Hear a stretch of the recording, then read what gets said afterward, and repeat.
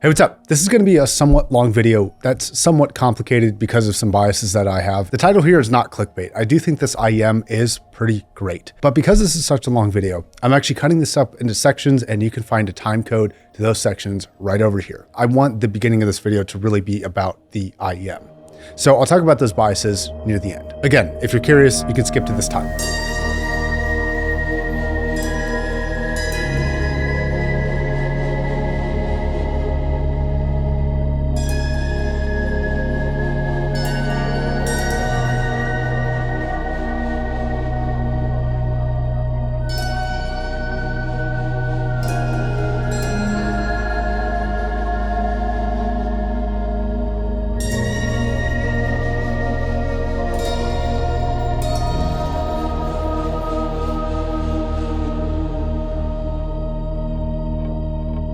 Now, honestly, cheap IEMs are an insane value, and the existence of high-end IEMs are, in my opinion, pretty threatened a lot of times. There is often a cheap IEM that does 95, 96, 97% of what a really expensive IEM can do.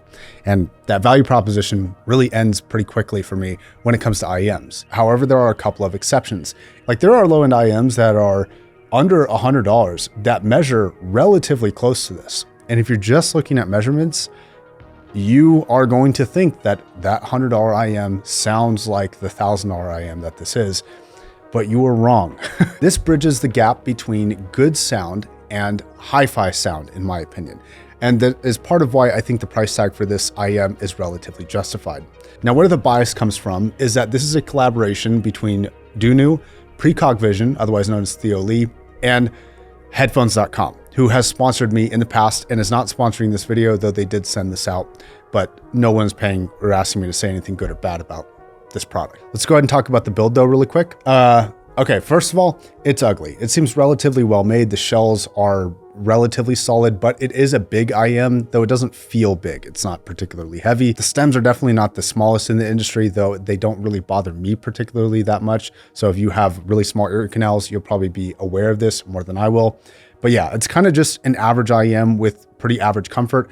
But nowadays, average comfort on an IEM is actually pretty good. So I think that despite its size, it's actually fairly comfortable. This is much larger in size than a lot of other IEMs are, especially in terms of depth, but it's pretty on par with the size of the bigger Moondrop IEMs like the Dark Saber, and also about the same size as something like Empire ears often are. Now, this cable is something that you will initially, like me, not like at all, but then learn to actually really appreciate. The real kind of thing about this cable is that it doesn't kink or get tangled at all. It just like lays perfectly every time you place it, and it's comfortable. It's fairly lightweight. It's kind of everything you would want in terms of usability for a cable without tangibly feeling super high end.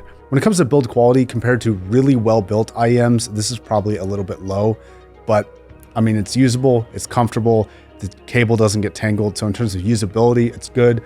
In terms of maybe raw material choices, a little bit low end, but I prefer what this offers rather than what some other IEMs offer. For example, the unboxing experience and the raw materials on the Sony Z1R is amazing, but the comfort and usability and wearability factor of that IEM is just far less substantial than the Dunu offers. Last thing, I'm not sure if this is going to matter model to model, but the faceplate on the website looks fairly glittery, but mine has almost no glitter to it. And these Lucky Charm clover leaf looking things, I do wish had a bit more sparkle that might enhance the looks a little bit for me, but the model that I have here is not super sparkly like the product photos show off. Again, it might change model to model, but mine's not great. So wrapping up, the build quality and box experience is greater than a brand like Moondrop, but less than a brand like Sony. Now, internally, this is a multi-driver design featuring a 10mm composite diaphragm, biocellulose kind of dynamic driver that is presumably driving the bass response. It's also got a number of different balanced armature drivers in there for mid-range and high-end, and a super tweeter. I'm not really a person who believes that the number of drivers, either less or more, is necessarily better. It's really about what particular drivers you're picking, what tuning you're giving those drivers. That is vastly more important than a driver count. Now, when it comes to sound quality, this is an IEM that I would ask you to do two things for. One, let your brain acclimate to the way that this sounds. Because if you're switching IEMs constantly, you won't notice the differences as much as if you listen to this for an hour or 2 hours and then switch to basically anything else. It really highlights the errors of the different sounds in a lot of other IEMs. So I even have really expensive IEMs like the Fur M5 here that in some ways sound amateurish when I switch from the Mirai to the M5. And the M5 costs like 3 times more. So that's fairly impressive for it to be able to do that. But when you listen back to back and spend 5 minutes on one and 5 minutes on the other and 5 minutes back and forth, that difference becomes less and less apparent, and the benefits of either IEM become less obvious. So let your brain acclimate a little bit to both IEMs and then see what you like. My second recommendation is to try different tips and different amplifiers. My go-to aftermarket tips actually didn't work that well with this. I actually just stuck with the stock green clear tips, and that was actually the best sound that I got out of this for me, but mileage is of course going to vary. And while this is very easy to drive and it sounds great off of everything, it really has different flavors and is pretty revealing based off the equipment you play it on, which I actually like exploring different amplifiers with this, and you should too. The overall sound signature I would describe as warmer than perfectly neutral, while still sounding very natural and very clean, and with a little bit of a sub-bass boost. Let's talk about the bass first, because I think it's one of the more interesting areas, and I'm actually going to be referencing their own frequency response graph to kind of highlight what I'm talking about here, because it's actually kind of interesting. Right about 125 hertz and below, there is almost a reverse bass shelf, which is kind of an interesting take here, because what you see a lot of times with IEMs is that they will boost the mid-bass frequencies to give you a really enhanced bass response. And you can see that compared to the target response they have, it's still elevated at 85 hertz, but you don't hear this bloomy, boxy sound. And then it continues going up and actually gets more elevated as you get closer to the sub-bass response. So how does this actually translate to what you're hearing? It actually comes across very clean there. It doesn't sound boxy or bloated or overly bumpy and trying to emphasize bass with a wompy sound. It actually just has really solid, clean, clear sub-bass. So you really hear like the underbelly of bass. You hear that ultra low note that really can drive a lot of epic soundstage tracks, a lot of epic EDM tracks. Those can really hit in a way that a lot of cheaper sounding IEMs can't quite do. Comparing to other IEMs, not quite as high end as the Z1R, though it's a lot cheaper. And it's more substantial than basically any Moondrop I've ever heard, especially in the sub bass. It's cleaner through all the regions. It's faster through all the regions. The timbre characteristics are pretty freaking amazing. And that is an analog that will carry throughout the rest of the sound. It is very much quality over quantity here. Now mid-range, if you look on a graph, it's slightly elevated. You can see that it's kind of almost peaking at the very top of about 1000 hertz to 1300 hertz. And you can kind of hear this. It does push forward female vocals quite a bit, but not quite to the level of harshness or sibilance. And I actually think it does a decent job of avoiding shoutiness, which is very impressive for me, because a lot of the forward IEMs for mid-range tend to also be a little bit shouty. And it's kind of this compromise that you have to make, where if you want overall mids to be forward and detailed, you also have to deal a little bit with downsides. This actually avoids that pretty well, better than a lot of other stuff. For example, the Empire Ears Odin pushed forward the mids in a very pleasing way most of the time, but occasionally you had to deal with a little bit of shoutiness. This is actually cleaner than that in the mid-range, in my opinion, and has slightly better timbre characteristics as well. Now, throughout the mid-range, especially for instruments, you get this sense of completeness. Vocals can sound really big. This is very full for body, but it also has that little bit extra in the top end and that little bit extra in the ultra low end. So it kind of comes through very clean. And because there is that kind of slight reduction in the mid-bass band relative to some other areas in here, it makes instruments like cellos and basses, they come across like ultra clean. So you get that low note, but then you get this cleanliness through the mid bass that doesn't dominate the lower mids. It's very nice actually. And then for treble response. So this is an area where it's funny, because if you look at a graph, it looks like it's on the top end of their preference window. But when you listen to most other IEMs these days, they're almost all brighter. So the Svarnar and the Darksaber and the Fur M5s, all very expensive and some extraordinarily expensive IEMs. And they are all notably brighter through the top end than that of the Dunu, which makes it seem dark. But again, when you let your brain acclimate to listening to it, right around that 15-minute mark, you start to realize that it doesn't actually seem dark. It's mostly in the comparisons that it seems dark. But when you're actually listening to the brilliance of the top end, the push through, its ability to be incredibly detailed without kind of being ringy or overly bright and just overly dominant for its sound signature, it's actually very impressive, the control that it has over the top end without seeming like it was mistuned. And this is actually something that I wanted to compare directly against the M5 because this has been sort of my reference IEM for about 3 years now. This has an ESAT driver for its top end, and it is more detailed than the Mirai is, but the Mirai is really not that far behind. And quite frankly, once you let your brain acclimate, it's more enjoyable to listen to. I can listen for far longer with way less listening fatigue, even at louder volumes on the Mirai than I can on the M5, just because of that treble. This IEM is extraordinarily detailed, but if you have an infinite budget for IEMs, I don't know that this is going to provide the most detailed IEM sound that is out there. In fact, I know it's not. But that balance, that sense of control, and the quality of sound is present everywhere. It's omnipresent. Now, one thing I will note here is the general sound and flavor of the tonality and of the timbre of this IEM. And this is something that is hard to explain for me personally. Others have a more gifted ability to really translate this than I do, so excuse my rudimentary explanation here, but this is the difference maker between a low-end IEM and a high-end IEM. There's a realistic vibrancy to the sound of this IEM that simply does not exist on any budget IEM that I've listened to.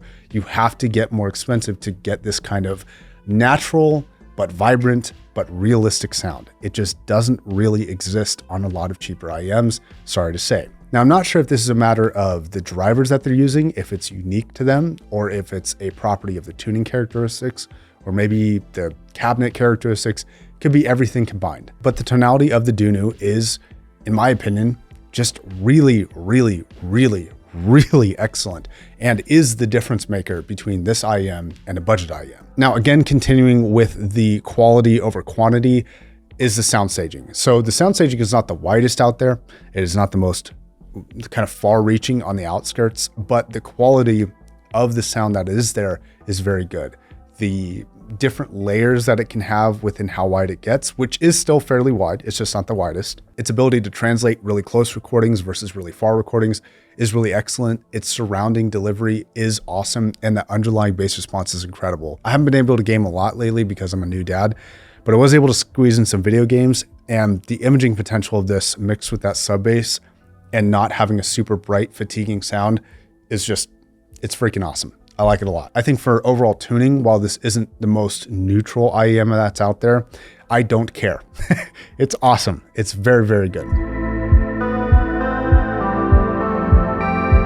So as far as complaints, I do have a couple. One, it's ugly. Two, they have the worst slogan. It says Dunu Mirai in your headphones. And then it says, balance tuning is no longer the luxury it used to be. Like, what does that even mean? Like, pick something else, literally anything else. I just thought that was kind of funny. Other complaints I have, if you're into specific things, it's not the best. So if you're into the best bass, it's not the best. Empire Ears has a Hero that's very, very good. The Z1R is better at bass. There are electrostatic headphones out there that are better at treble and top end and sound staging. There are other IEMs, like some of the Sennheisers are perhaps a little bit better at mid-range specifically.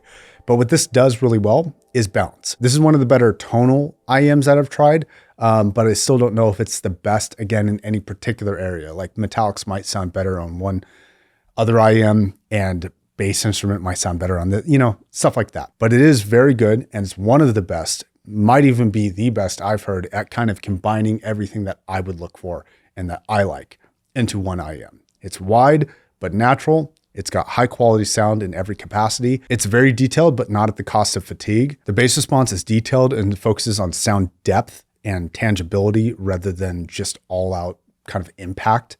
It's just really well tuned. So Theo did a fantastic job on this, in my opinion. So as far as my biases here, they are there. As much as I would love to deny that there's no potential biases, there probably are. I tried to be as unbiased as I could, but I'm only human, and I just want to make you aware of where the biases are, and then you can decide what you think about this whole review when you have all the information. So headphones.com, who is a partner in this in some capacity, though the extent I'm not sure, is a current and future sponsor of this channel.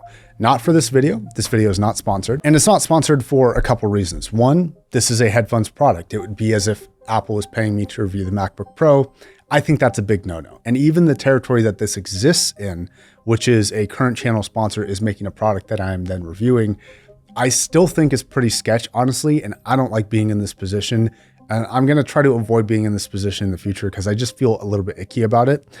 However, the decision I ultimately made, which it is my decision, I think any potential hit to my public image here is worth me calling out Dunu and Precog Vision doing a good job, because they made something that I actually enjoy more than most other things. I enjoy this more than almost any headphone under $1,000, which is hard for me to say, but it's true. Like everything, I don't think that this is for everybody. It just is very good to me.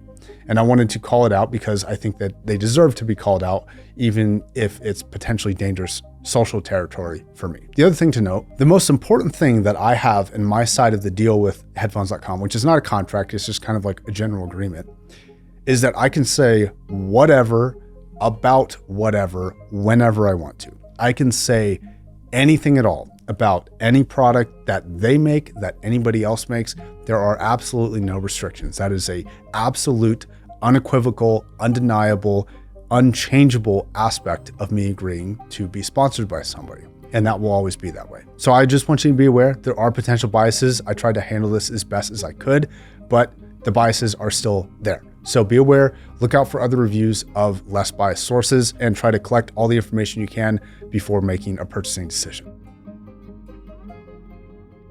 I would say that most people are going to find this okay to very, very good, but it depends on what you're looking for. Again, if you're looking for those ultra high-end single things, like if you want the best sound staging or if you want the best bass, this is probably not the right IEM for you. And you might even be disappointed. But if you're looking for balance, if you're looking for quality and an overall well-wrapped package, that's kind of what you get with this IEM. So jump into it expecting the right thing. Don't jump into it expecting to be blown away by any one thing, if that makes sense. All right, guys, thanks for watching. I'll see you in the next video. Peace.